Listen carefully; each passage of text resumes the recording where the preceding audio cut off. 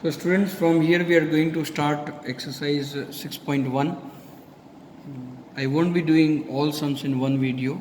There are 6 sums given in your book, exercise 6.1. We will divide it into 2 videos so that it is easy for you to go through any sum you want anytime.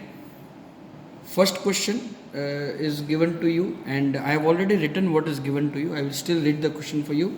In figure 6.13, this is figure 6.13 according to your book. Line segment AB and CD intersect at O. So AB and CD are straight lines given to you. If angle AOC plus angle BOE is equal to 70 degree, angle AOC plus angle BOE, the sum of these two angles is 70 degree given to you. Okay. And angle BOD is equal to 40 degree. Find angle BOE and reflex of angle COE. Now, you can very easily see, if you head this out, you can see that angle AOC and angle BOD are vertically opposite to each other. Okay, so let us start with the solution part of the sum. Solution. Angle AOC is equal to angle BOD is equal to 40 degree. The reason is they are vertically opposite angles. Okay, so this becomes 40 degree now. Now the sum of this angle and BOE was 70. Also angle AOC plus angle BOE is equal to 70.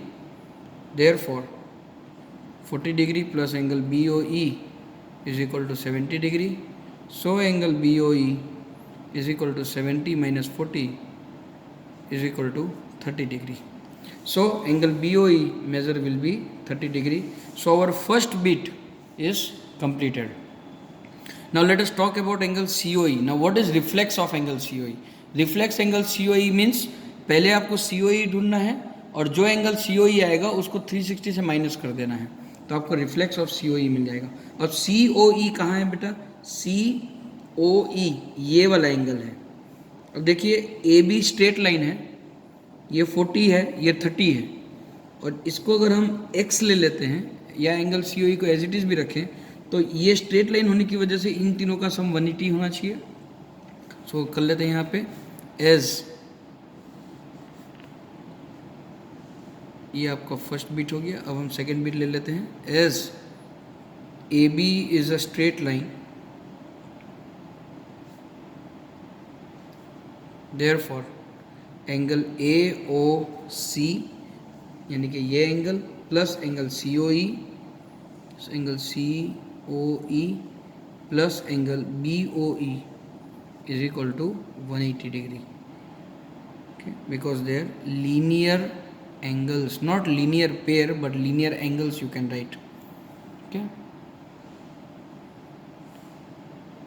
therefore 40 degree plus angle COE plus 30 degree is equal to 180 degree. So angle COE plus 40 plus 30 is 70 degree is equal to 180 degree. Therefore angle COE is equal to 110 degree. 70 इधर जाएगा, 110 हो जाएगा. Therefore reflex angle COE is equal to 360 degree minus angle COE, and that is equal to 360 degree minus 110 degree equal to 250 degree. ये हो गया आपका सम number 1 exercise 6.1 का. ठीक है बेटा, 6.1 के क्वेश्चन नंबर 2 में आगे बढ़ते हैं. Students, this is 6.1 question number 2, और इसमें भी आपको XY और MN दो स्ट्रेट लाइन दिए हुए हैं और POY 90 डिग्री दिया हुआ है यहाँ पे.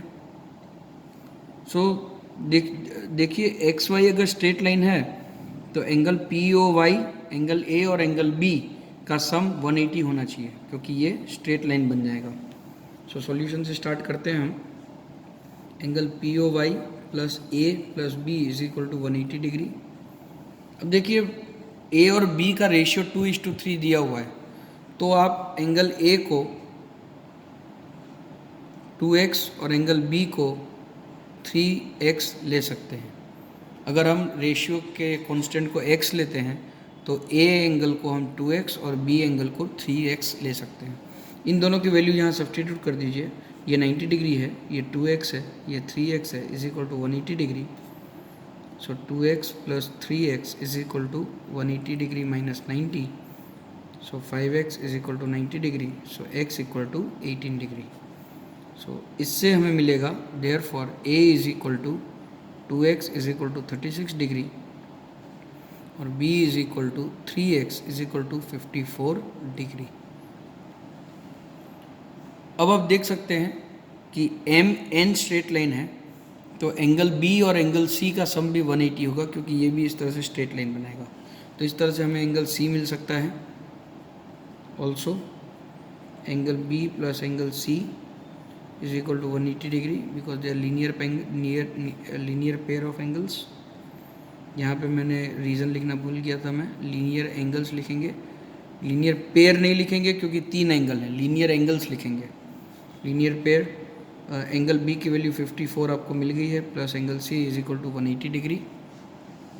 Therefore angle C is equal to 180 degree minus 54 degree is equal to 126 degree. तो ये हो गया बेटा क्वेश्चन नंबर 2 एक्सरसाइज 6.1 का। क्वेश्चन नंबर 3 की तरफ आगे बढ़ते हैं। स्टूडेंट्स, ये है क्वेश्चन नंबर 3 एक्सरसाइज 6.1 का, और बड़ा ही सिंपल क्वेश्चन है। इसमें एक ट्रायंगल दिया हुआ है और 2 एक्सटीरियर एंगल्स दिए हुए हैं।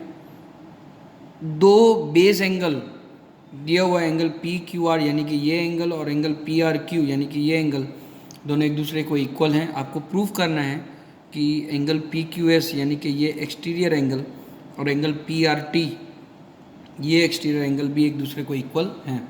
बड़ा ही सिंपल क्वेश्चन है, बड़ी इजी वे से हो जाएगा। We know angle P Q R is equal to angle P R Q, ठीक है। ये दोनों अंदर के एंगल्स तो इक्वल दिए हुए हैं। अब मैं अगर इन दोनों को सेम नंबर से सब्ट्रैक्ट करूं तो जो डिफरेंस होगा वो भी इक्वल आना चाहिए। So subtracting both sides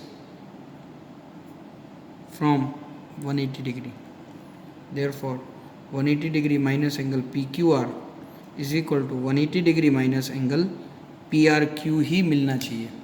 so बेटा ये स्ट्रेट लाइन है, 180 डिग्री से अगर पी क्यू आर को माइनस करोगे, पी क्यू आर को, ये एंगल को, तो आपको पी क्यू एस मिलेगा। Therefore angle P Q S is equal to, ये स्ट्रेट लाइन है तो इन दोनों का सम 180 होगा।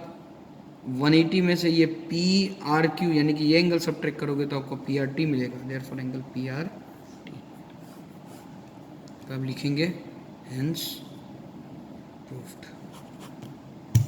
ये हो गया बेटा क्वेश्चन नंबर 3। क्वेश्चन नंबर 4, 5 और 6 हम नेक्स्ट वीडियो में देखते हैं। Thank you.